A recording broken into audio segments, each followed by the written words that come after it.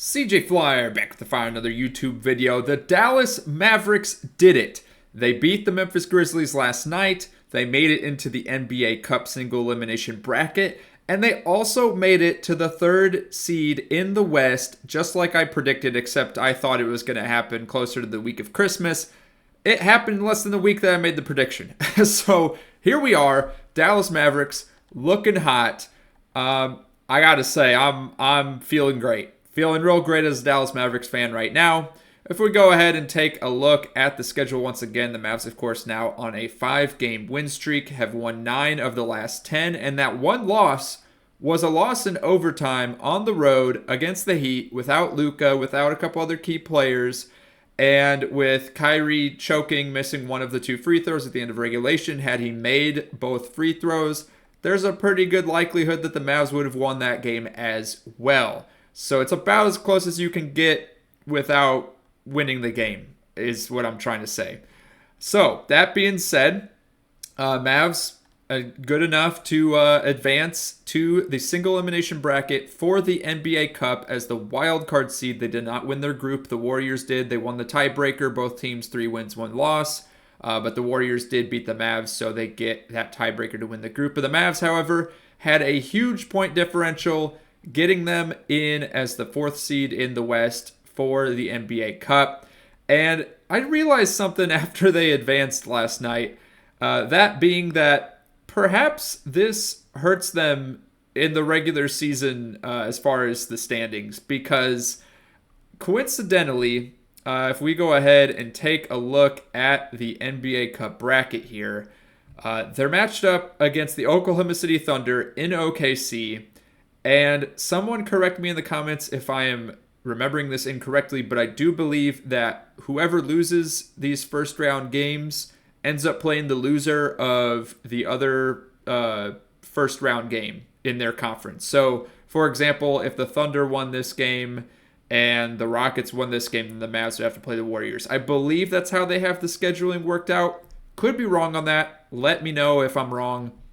But if that is the way it is, then the Mavs just gave themselves a couple of very difficult games, because looking at the West standings, 3 of the NBA Cup single elimination teams from the West are the top 3 teams in the West. And then the Warriors, although they are 7th, or tied for 6th, I guess, they're no slouch either, of course. And the Warriors put up a great fight at home against the Mavs, beating them in their NBA Cup game. I would not be thrilled to face them again. I mean, I'd be thrilled in the sense it would be a fun game to watch, but as far as getting some easy wins in the regular season, leads you to believe maybe if they hadn't made the NBA Cup, they'd have some easier matchups, perhaps. But look, obviously, you want your teams to do well. I was excited to see them make the NBA Cup. I wanted them in the NBA Cup, and I wouldn't have it any other way. I'm just pointing out the fact that perhaps this makes things a little bit more difficult as far as regular season games, and as far as their chance to stay in top 3 in the West at this point in the season. That being said, looking at the other upcoming games, of course, they still have those 2 upcoming games in the Eastern, the 2 Eastern Conference teams, 2 of the worst teams in the East, in the Wizards and the Toronto Raptors. The Raptors should put up somewhat of a fight. The Wizards, they have not won in a long, long time. I believe they're 0-10 in their last 10 games. OKC will be tough. That could be a loss. And then they'll play at least one other, they'll play one other regular season game in between December 10th and December 19th. If they beat OKC, they will play in Vegas.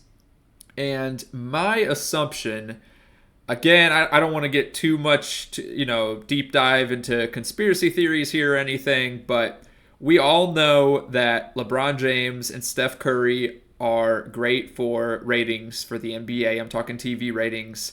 And I would not be shocked if we see some potentially controversial calls going the Warriors' way in this game against the Rockets. That's all I'm gonna say. We're gonna leave it at that. Okay. I don't want to dive too deep because, whether that's true or not. Anyways, I suspect the Warriors will win this matchup despite it being on the road, them being in the spotlight and whatnot. So going on to play in Vegas. And then as far as the Thunder Mavs matchup, we'll talk about it later. We'll do our NBA Cup predictions, not today, but in a future video before the start of the NBA Cup games next week. Going back to the Dallas Mavericks schedule, you win these 2 games. Maybe you lose this. You lose one of the next 2. You got OKC, and then you got either Houston or Golden State, I believe. Again, someone correct me if I'm wrong about that in the comments. The NBA Cup championship, if the Mavs make it there, that doesn't count against your regular season records, so we're going to scratch that off. And then I imagine win one of 2 against the Clippers at home, win the game against Portland, lose the game against Minnesota, and we're at Christmas at that point, and the Mavs, I imagine, would still be sitting in the top 3. So I'm still sticking by. Obviously, the Mavs made it to top 3 already, but as far as staying top 3 by the time we hit Christmas time, I still think they'll be right around that point with the games they have remaining, even though they're going to have some tough matchups the week of December 10th here. But let me know what you think in the comments down below. I'm super hyped, and I also wanted to take a look before we go into NBA predictions for the day. Talk about the Dallas Mavericks here in the game last night versus the Memphis Grizzlies. That was one of the hardest games to watch so far this season. They had just about everyone back from injury, minus Najee Marshall. But man, that was such an ugly slugfest of a game. I mean, just look at these turnover numbers. The Mavs had 25 turnovers in the game. The Grizzlies had 20 or 19. Just some ugly plays back and forth. And then the Mavs set the NBA record for most free throws in a quarter with, I believe it was 27. And I'm sure anyone that didn't watch the game, that just saw the box score, first impression probably, the game was rigged for the Mavs to win. But if you look through any post-game forums of people, fans from both teams even Grizzlies fans watching this game, I think there was definitely some fouls called against the Grizzlies that were a bit questionable.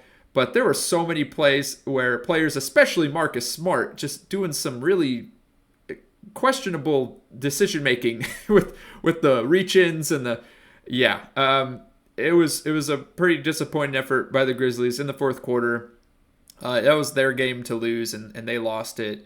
Mavs hit some clutch threes. Spencer Dinwiddie, aka Winwiddie, showing up at the end, making a couple threes, just getting the Mavericks the lead and putting the game to rest.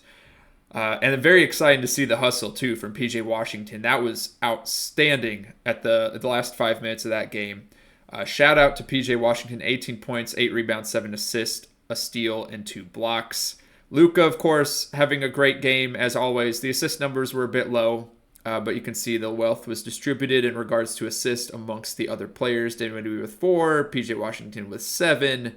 And then Kyrie also didn't have the best game. Klay did not have the best game. But that's why I love this team so much. They have such an incredible roster, so much depth that, you don't necessarily need the star players to play like star players every single night. You see Kyrie went 3 of 14, no problem. You got PJ Washington on this team. You got Spencer Dinwiddie on this team. And for whatever reason, Spencer Dinwiddie plays like an all-star when he plays for the Dallas Mavericks, but doesn't play like that for any other team. I don't know what's up with that, but I'm not complaining over here. Derek Lively getting 17 points. He doesn't do that very often, but when he scores well, and he scores at high efficiency. You love to see it as a Mavs fan. So, pretty excited about the future of this team. I try to ignore any of those trade rumors that we've been seeing recently. I'm sure you all have heard the Jimmy Butler trade rumor going around. Just ignore that.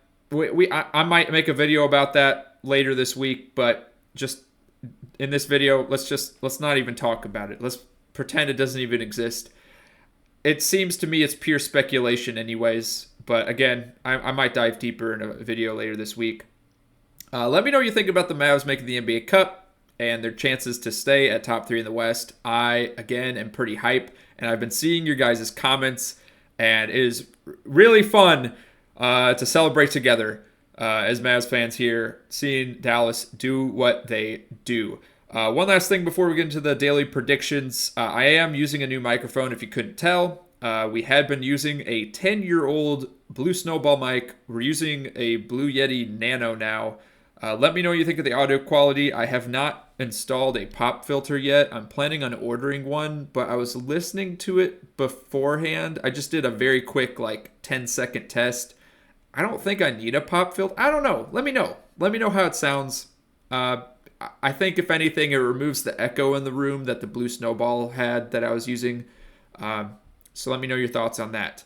That being said, let's go ahead and get into the daily game predictions. As always, I am not promoting or encouraging that you use FanDuel Sportsbook. I'm not partnered or affiliated with any sports betting or sports gambling site. If you're going to use one, use it responsibly. Use it responsibly. Gosh, I can't talk today.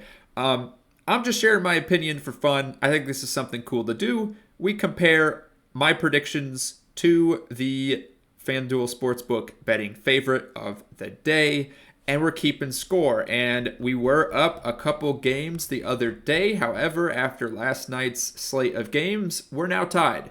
So ebbs and flows throughout the season. So far, doing all right. At least we're keeping up with the betting favorite here. And as I mentioned before, I'm planning to move these to some social media accounts. I won't be adding this to the end of the NBA discussion videos. Moving forward, I'll let you know once that has been finalized, but the plan is to have it on a multitude of accounts. I recently created a Blue Sky account. We'll have an X, aka Twitter account. I have a Meta Threads account. So I'll be posting the long form version of the daily predictions on there if you're interested to go ahead and follow. But I want to keep the main bulk of the discussion on the YouTube channel. It's just I think the daily predictions, not a lot of people follow, and you will usually click off the video by the time we start up with them. But I know there's some folks that might like them. And then in the future, I want to also put it in short form onto YouTube Shorts and Instagram Reels. So that is the plan, tentative plan.